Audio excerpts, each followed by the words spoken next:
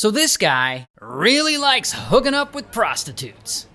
Now the guy's name is Conforte, and Conforte is 29 when this story starts, and he's living in Nevada.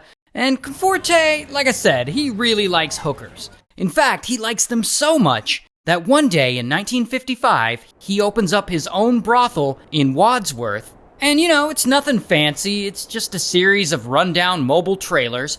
But whatever, the clients don't seem to mind, as long as they get to smash. But, of course, there's a problem with all this. In Nevada, during this time, there's no clear law banning brothels. So they're sort of operating in a legal gray area. But that doesn't mean police can't step in at any time and shut them down for any reason they want. And some counties are far more strict than others. So Conforte takes advantage of this. Whenever he feels like local law is about to come down on him, he'll just tow his brothel trailers to a whole new county and start all over.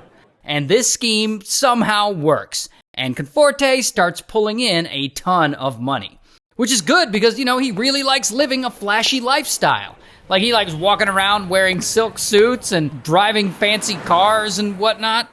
But then, one day, he runs into a bit of trouble. Because he catches the attention of this guy, Bill. Bill is the local district attorney. And Bill, he doesn't like Conforte at all. He doesn't like what he stands for. He feels Conforte is immoral and a bad influence for spreading prostitution around. So Bill starts targeting him. Like, he officially bans him from his county, and whenever Conforte ignores that ban, Bill has him arrested. Not once, but multiple times. And this, of course, pisses Conforte off. He feels like he's just a normal businessman providing a service to the people who want it. Why is Bill always picking on him? So Conforte decides that if Bill wants to come after him, he'll go after Bill too. And that is when he comes up with a plan. He's going to invent some dirt on Bill so that he can get leverage over him. So in 1959, he sets up this whole scheme where he has an underage girl falsely accuse Bill of having intercourse with her. Then he tries to use this information to blackmail Bill. But see, Bill, he isn't about to be blackmailed. He decides to strike back. So he wires himself with a recording device, and he hits up Conforte, and he pretends to want to discuss the issues between them, and the two men agree to meet up.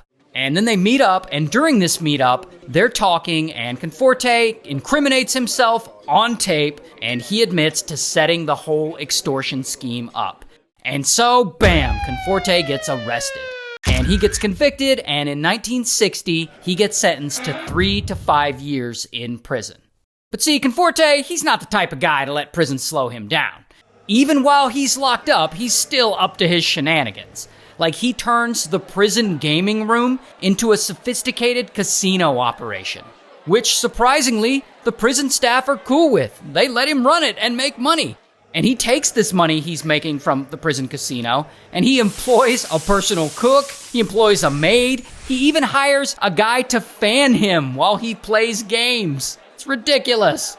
Now, eventually, years go by, and it's now 1965, and Conforte gets out of prison. And of course, he's ready to go right back into business. But this time, he's gonna play it smarter. He doesn't want a repeat of what happened before. So he starts protecting himself by building up goodwill.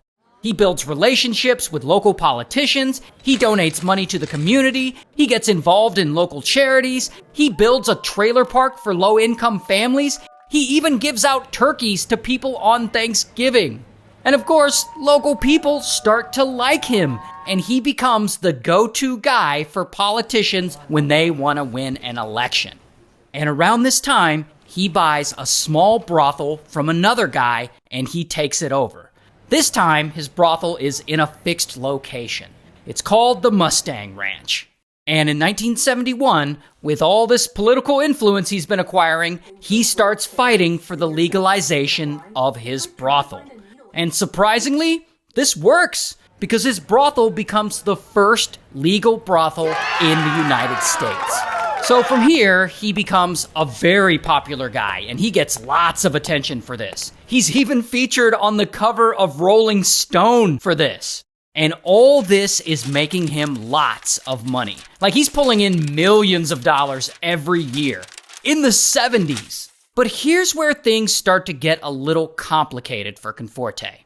For some reason, he decides to expand his empire and get into the boxing promotion business. So he starts a boxing promotion company and he signs a heavyweight boxer. This guy, Oscar. And Conforte, he starts promoting Oscar's fights, and thus he starts making even more money. But then, Oscar starts acting a fool. At one point, Oscar starts getting close to Conforte's wife. This woman, Sally. Like, Sally and Oscar, they start having dinners together that look a little suspicious. And these nights out together, they start up rumors that these two are having an affair, and people start talking.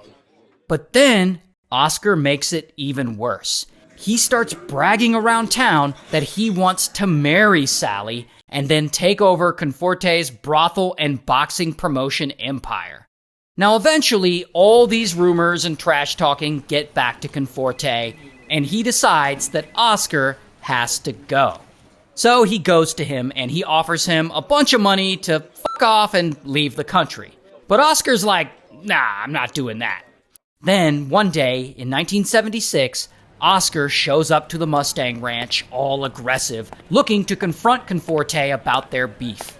And supposedly, Conforte had ordered the security guard there to shoot Oscar on sight if he ever showed up, causing a problem. So, blam!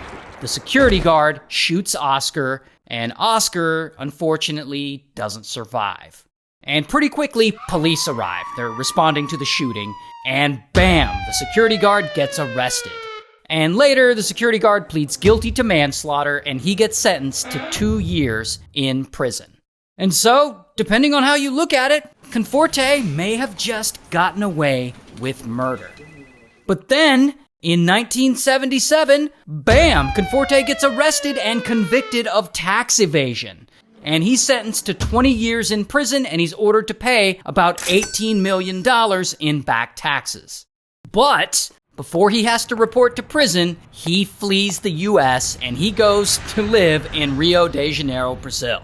Apparently, Brazil has an extradition treaty with the US during this time, but they don't extradite for this particular crime, apparently. So he leaves the US, but Sally, his wife, stays in the US. And she files for bankruptcy so that the IRS can't come in and seize the Mustang Ranch. So ultimately, the brothel stays open. And while he's still in Brazil, Conforte is still running the Mustang Ranch from behind the scenes, and he's funneling the profits back to himself. And as another workaround to keep the IRS from seizing this place, Conforte eventually sells the ranch to his attorney, while still calling the shots from behind the scenes and collecting all the profits. Until, bam, the IRS arrests Conforte's attorney. And they threaten to charge him with all kinds of stuff unless he flips on Conforte. And eventually, he does flip. He flips on Conforte. But the thing is, old Conforte, he's still chilling in Brazil, living his best life, and the Brazilian government still won't extradite him. And so from here, he never gets caught because he never leaves Brazil. And then in 2019, he dies in Brazil, basically of old age, having never gone to prison for his final crimes.